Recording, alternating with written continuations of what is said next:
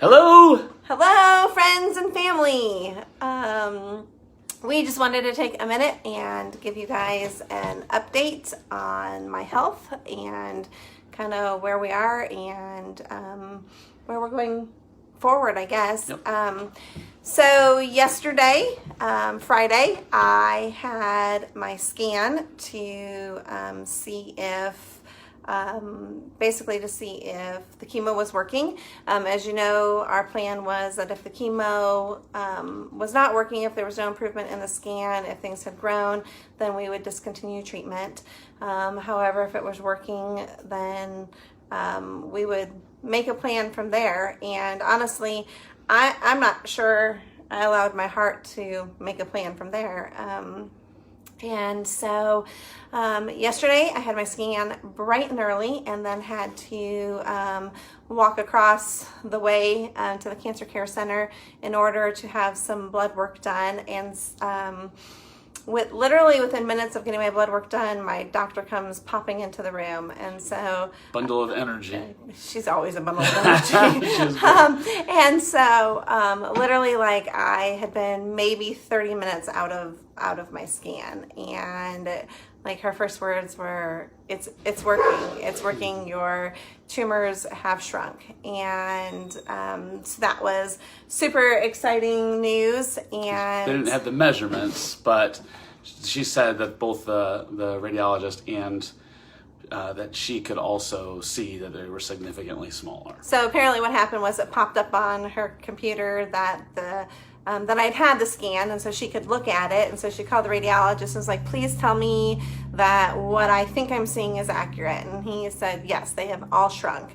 And no new masses. No new masses, so that's fantastic. We are super thankful for that. Yeah, and so... And we really appreciated not having to wait all day or days to get the results and just get them right off the bat. So yes, so that was, God was super gracious in that, because I was all the anxiety, and everybody was feeling all of my anxieties. So so kind of what that means is we now make a plan to move forward, and that's been... Making any plans to move forward have been hard for me. Fall's a time where we're making all the plans and all the school plans, and I honestly just couldn't see past the state. And so to know that you're going to be there for senior night of soccer games. Yeah, and marching band. So my doctor is like, right now our goal is to get you to graduation for the twins. She said we need to set a goal and make plans for it. Yeah, and she's real big on that. But she doesn't give a lot away, and I think this time, like, she was hopeful. Was really hopeful. She was just all smiles and energy, and it was super, super comforting to see that from her. Yeah, so what this means for me is, and another thing too, sorry. So they did blood work, and she texted me yesterday, and one of the numbers they look at is called the CA-125, and that's your tumor marker. And when I was first diagnosed, pre-surgery in January, my tumor marker was like 147, which I thought was really high because you want it under 35. And then I did some research, and that wasn't as terribly high as other people's had. So I'm just grateful for that. And so from surgery to the next time they ran it, right before my chemo in March, it had dropped to a 16. And so that we had watched that number kind of vacillate, and but regardless, you want it under 35. And so before my last chemo treatment, they ran it again, and it was 69, which isn't terribly high. And especially with my type of cancer, it's not a real great judge of tumor marker, but it at least gives them a basic idea. And so my doctor texted me yesterday. She's like, your CA-125 is 19. And so that was huge. That's a big deal that it's now within normal limits, basically. So I'm curious to get the report back to see how much these have shrunk. We know that from when we had the CAT scan in June and when we had another one done in July, that they had grown significantly. So this means that they have shrunk significantly. And so I'm just curious as to what those numbers are. And as soon as we have those, we'll share them with you. So what does this mean? It means that you are part of the 20%. I'm part of the 20% club. Listen. We are so thankful for God answering that prayer, and just are super excited that this is working, and we've got a long road ahead, but we're part of that 20%, and we are so thankful for that, and just thankful for how God has seen us through this and answered prayers for the pain from the tumors to go away. Yeah. Answered so many prayers through this, and so we're thankful for everyone who has been on this journey with us and is praying for us. We're definitely going to need that to continue. So miracle 1, check. Check.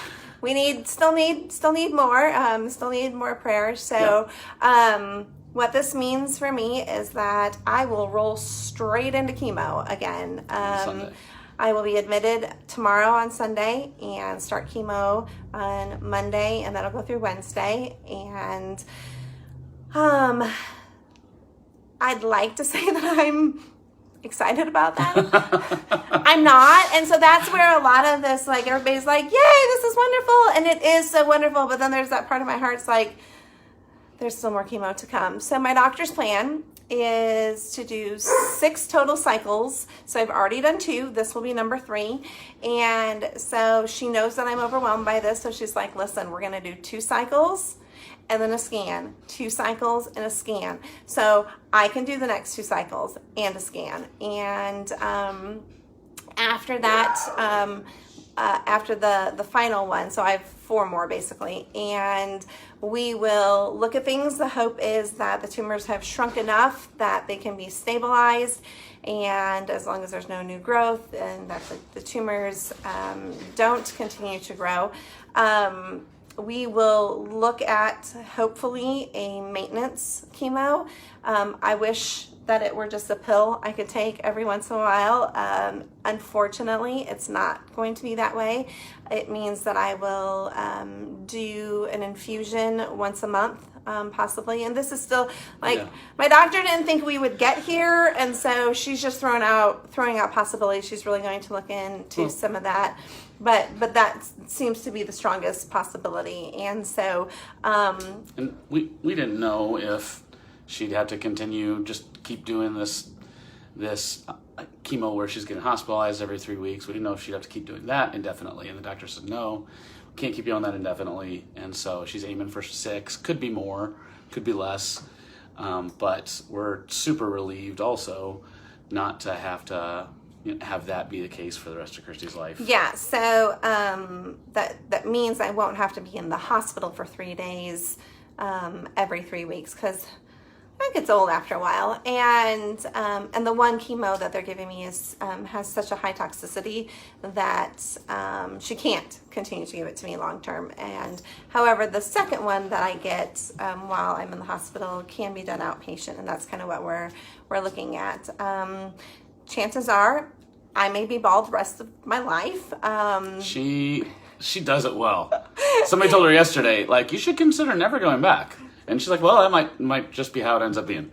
It's super easy. So I love it when she wears like long earrings and mirrored sunglasses, because watch it. She looks bad.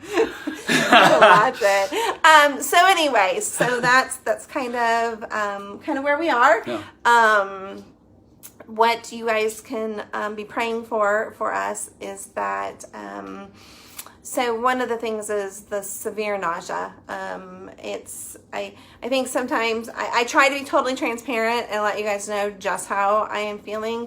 But until you live with me, I'm not sure you can understand the depth of it. Yeah. I take a lot of anti-nausea medicine just to stay on top of things. And so if you could pray for just a lack of nausea, the lessening of nausea, that the medicines just do their job. And another thing is that when I'm feeling super nauseous, it's really hard to eat and drink. And so last time I ended up I kept telling James, I feel like I'm going to pass out every time I stand up. And so went into clinic. My blood pressure was bottoming out because I was dehydrated. And so I have to, like, they flood me with fluids Sunday through Wednesday, but Like the first time she gained 27 pounds from fluids. it was awful. My legs were like tree trunks. I had to pick them up and put them in the car. I'm laughing, but it wasn't funny. It was awful. I lost it in 4 days, but I was just like, this is just not right. But it is just to protect my body. But then it's on me after that to keep my body hydrated, and I just didn't do a great job this last time.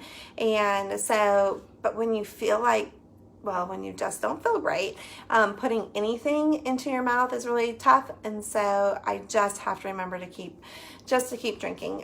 So if you could pray for that. Pray for this mama's heart. I'm going to be missing my kids' first day of school. I'm where I need to be. They're where they need to be. And the twins have done this 100 times. They're seniors. They're going into their senior year. Can't. But just to be here for the organization of everything, I won't be there, and James spends as much time with me as possible, and so the kids are kind of on their own, but you know what? They are rock stars, champs. They've got this. Okay, who am I kidding? Miley has this. Miley will boss them all, but just pray for my kids. Yeah, and also just some of the other kind of side effects for Christie is that she feels really unstable. Like she gets a little I don't know, not dizzy, like tipsy. Yeah. I just tip over sometimes. And she's weak, and then also just feels the effects of chemo brain, which is it's a real thing, and feels we may or may not have had some conversations about that this week, but just that she feels that. So there are a lot of side effects. Can I tell a funny story? Sure. So it affects my brain. I feel stupid. Writing, talking, texting, I say the wrong words. I type the wrong words. I wasn't aware of how bad it was. It's usually really, really bad right after chemo. So last time after chemo, I literally am home for hours, go to Miley's soccer game. I'm feeling pretty good. I'm tired and nauseous, but feeling pretty good. And they are playing an alumni game, playing against their coaches. And Miley was like right up against one of her coaches. And so this is not stuff I would do at a normal game. There's a lot more trash talking than there's a lot of trash talking. So in all confidence, I am screaming, "Shrimp him! Shrimp him! Just shrimp him!" And I realized that's not right, but I don't know what the right word is. So I continue to yell, "Shrimp him!" And finally, James is just looking at me like, "What are you doing?" And I was like, "That's not the right word, is it?" And he's like, "Not the trip him." That's really what I meant. So now we're just going to say shrimp him because it's kind of funny. But it's things like that. And I don't, sometimes I catch myself doing it, but I don't know how to correct it. And so that's because, I like words.